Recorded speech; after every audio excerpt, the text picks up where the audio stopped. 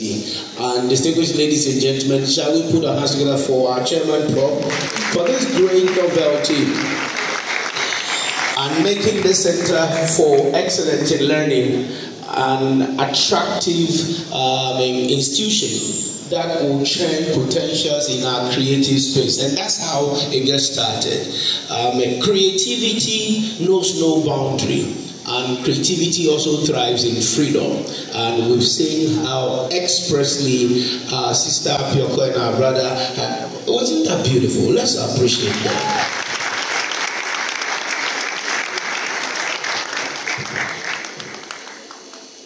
For me, it's a great honor and a privilege to moderate this session.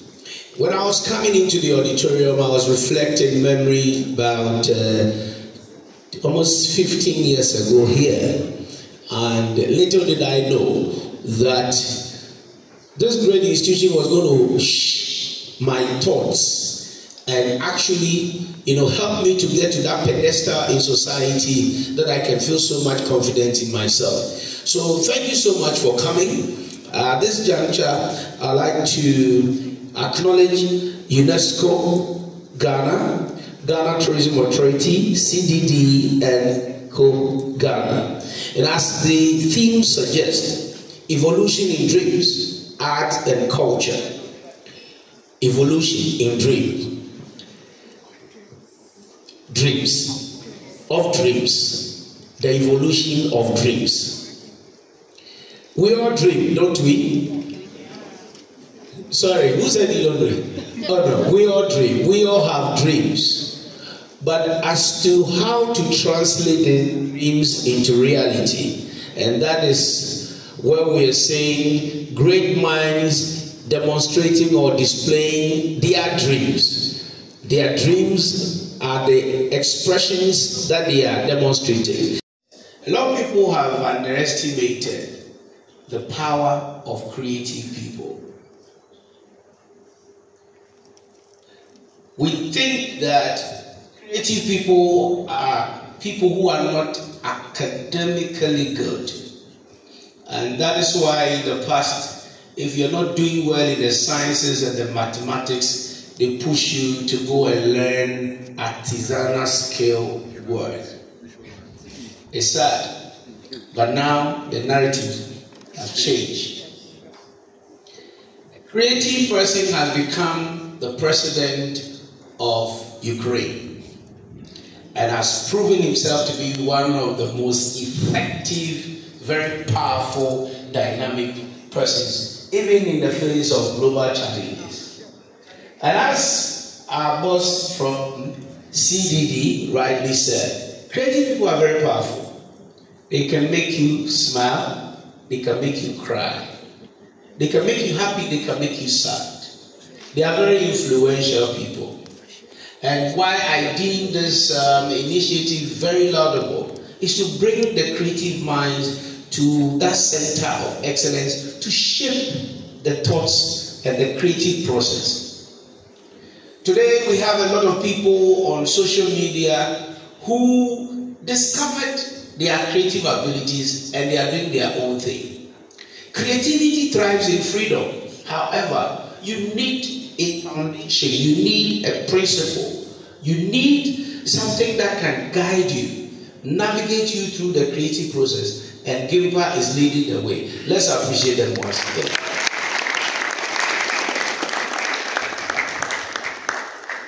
My queens, you remind me of the 90s, the 80s, 90s beauty pageant. They were very tall, elegant, like you queens. And one of the regions, that time we had 10 regions of Ghana. So in one of the regions, you catwalk, you come on the stage, you catwalk, then you go and pick your question paper. Then the MC, those days was Pikuslai, Na Yesua, Monua. Now they will ask you the question. Hello, Madam Contestant. This is your question. Are you ready? Now, your question is, what will you do if you win this competition and your prize is a ghetto blaster, what are you going to do with it? And as usual, don't smile. Thank you. Thank you very much for the question. If I win this pageant and I'm given a ghetto blaster, I'm going to organize street jam in my community. Wow. Oh, put your hands together for the thing. I told you they are very powerful people. They are very great. And 26 to engage the youth in our creative space. And we believe that this will go a long way to unearth talents and also to inspire others. Everyone is creative, except that not everyone is able to put their creativity into action. And we believe that this will be an opportunity for you to harness that dream that is in you. So while the session was going on, we saw our sister, our lady, the Guinness World Record paintathon at the T. We're still waiting. But last year, Ghana, we did a lot too. We did a lot. I saw a standing Tom. He stood for about 3 hours and fell, and I thought he was going to win a record of standing Tom. We heard of a kissing Tom. Oh, you didn't hear that? There was a kissing Tom. There was even a kebab Tom. That season of Tom. But this woman is an architect, a professional architect, and she's also a lecturer.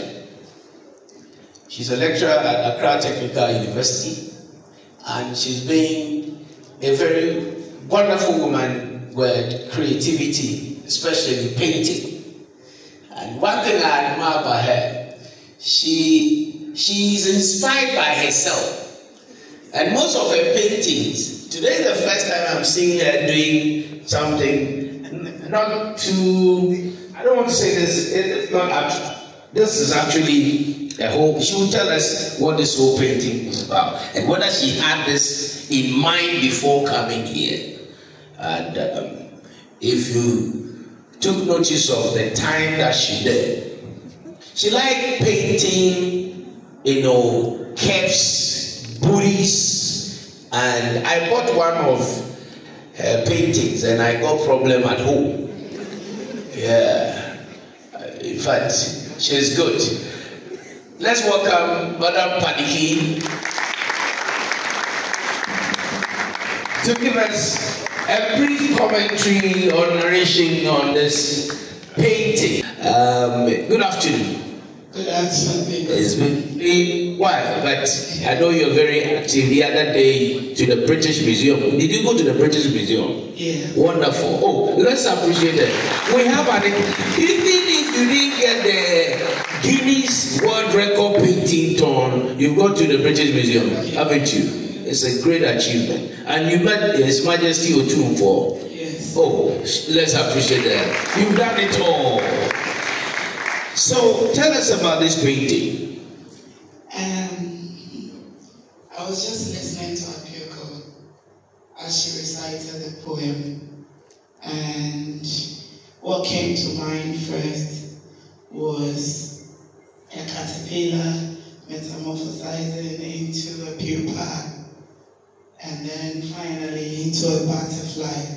And this is because of the freedom aspect of it, because it had its body here, it got into bondage in the pupa, and then finally came out very beautiful and free to up wherever it wanted to up. Then slavery came into mind as well. So I put these two hands in cuffs in these chains, and the chains are breaking. So they were breaking into freedom. So that's why there was not time to do the other processes. Wow. So I put let's attain our freedom here. Then we come here, this is the interesting part. One will wonder why we are talking about changes. And I didn't start from the mud hut to the complicated architectural drawings or buildings. I rather started from these, that's the city development, which is so choked now, full of stress. Looking at the materials we use to construct these, we are following, excuse me to say, the Western culture heavy blindly when it comes to architecture. And these things make our rooms hot and all sorts of things. The windows we are using, these sliding windows, you can see that the space of air that gives air is even smaller than what is covered. You know, meanwhile, our lower blades, when we open them, could give us so much air. So I moved from that to a middle class kind of building, and then I came to the old type of mud houses, which is indicating the freedom now. Why? Because if you think about how our forefathers were not educated, but they were being able to construct these houses with mud and other ingredients they were adding, you could see that when we learned a bit about this in architecture, when the weather is cold outside, it brings that coolness into the house. And then when it's warm, it was doing opposite emitting of the heat and the cold. So what I was suggesting was, if we could adapt researching on how to use our clay back into molded bricks to build, I think it will be very, very eco-friendly for us.